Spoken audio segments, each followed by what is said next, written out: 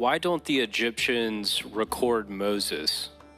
Record Moses.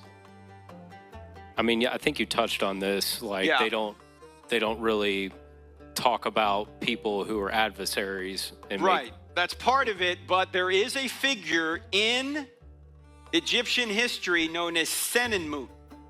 Senenmut, which means mother's brother. I know it's an odd name. We talked about this at one point in here. When you go to Hatshepsut's temple, which is not far from the Valley of the Kings, this temple,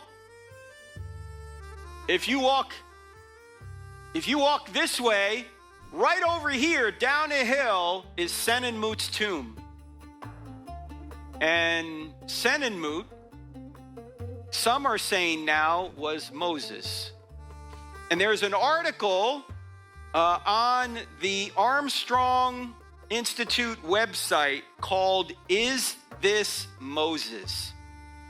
Senenmut, is this Moses? And he makes a case that the figure in Egyptian history known as Senenmut is Moses. All right. Now, what does Moses means? I think out of the water, something like that.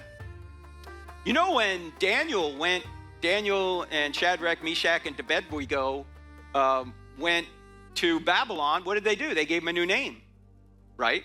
They're discipling them into their new worldview, their new religion. So Moses was given a different name as an Egyptian official, if this theory is true. And when you read about it, I mean, it's 95% of the way there.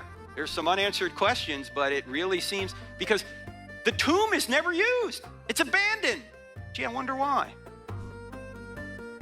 Because after Moses left Egypt and then came back to bring his people out of the land, obviously he never went back after that.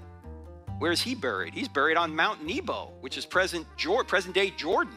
He doesn't even go into the promised land. So his tomb isn't used. So Senenmut could be Moses. Look for that article. It's a very fascinating article. It's about 5,000 words.